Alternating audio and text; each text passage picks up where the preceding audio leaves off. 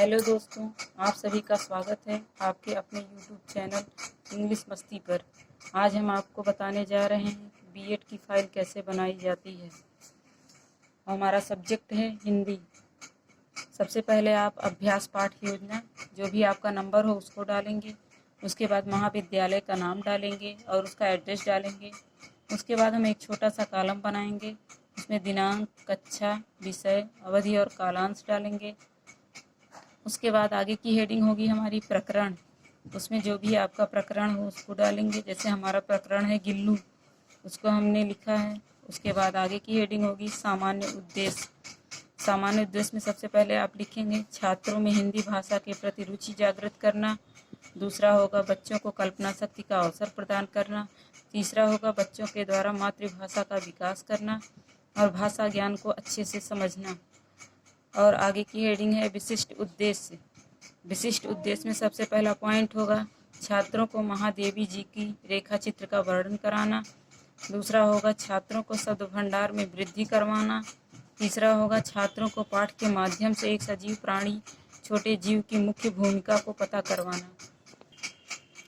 उसके बाद आगे की हेडिंग होगी सहायक सामग्री। सहायक सामग्री में संकेतक, लपेट, श्यामपट्ट और जो भी चार्ट बोर्ड, जो भी आपका यूजफुल मटेरियल हो उसको आप लेंगे। उसके बाद हम लिखेंगे शिक्षण विधि। शिक्षण विधि में सबसे पहले प्रश्न उत्तर विधि है। उसके बाद व्याख्यान विधि है। तीसरा प्रदर्शन विधि है।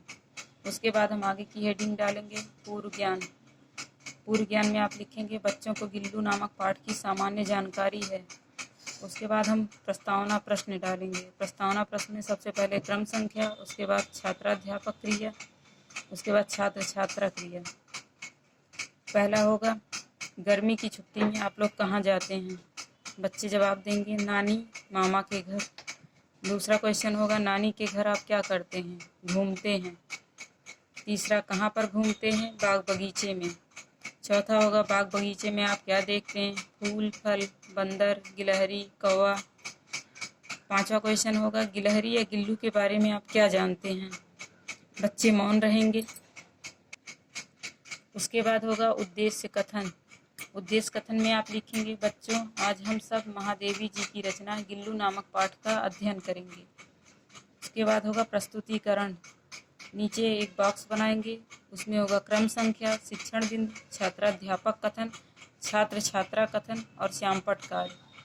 शिक्षण बिंदु में सबसे पहले आप लिखेंगे आदर्श वाचन। आदर्श वाचन में होगा छात्राध्यापक स्वयं पढ़ेंगे। छात्र छात्रा कथन में होगा बच्चे ध्यानपूर्वक सुनेंगे। उस श्यामपट्ट कार्य में होगा जो भी आपका प्रकरण है आप उसको लिखेंगे। जैसे हमारा प्रकरण है गिल्लू, उसको हम लिखेंगे। दूसरा होगा अनुकरण वाचन। छात्राध्यापक बच्चों से पढ़ने के लिए कहेंगे, उसके बाद बच्चे अनुकरण वाचन करेंगे। उच्चारण अभ्यास तीसरा है। छात्राध्यापक बच्चों से शुद्ध उच्चारण करवाएंगे, बच्चे उच्चारण अभ्यास करेंगे। चौथा पॉइंट होगा व्याख्या। प्रस्तुत पाठ में लेखक ने गिलहरी के छोटे से बच्चे को जातिवाचक को व्यक्तिवाचक रूप दिया है और उसके दर्द को एक मार्मिक ढंग से व्यक्त किया है। और पांचवा है काठिन्य। छात्राध्यापक बच्चों को कठिन शब्दों का अर्थ बताएंगी, बच्चे ध्यानपूर्वक सुनेंगे। जैसे कि हरितिमा, हरे भरे पत्तों के बीच में, दूरस्थ, दूर रहने वाले, कर्कश, कड़ुआपन। आगे की हेडिंग होगी हमारी बोधगम्य प्रश्न।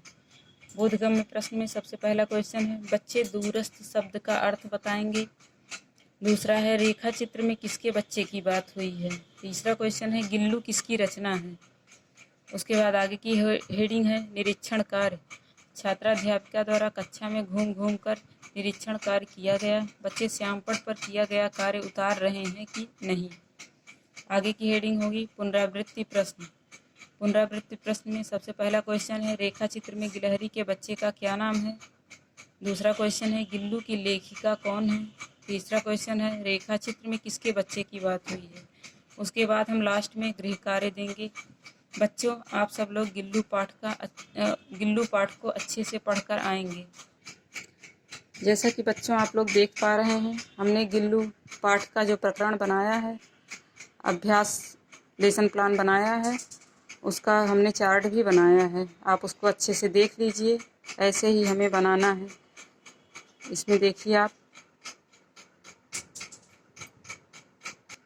अगर आपको हमारा वीडियो अच्छा लगा हो तो प्लीज़ लाइक करें, शेयर करें और सब्सक्राइब करना ना भूलें। धन्यवाद।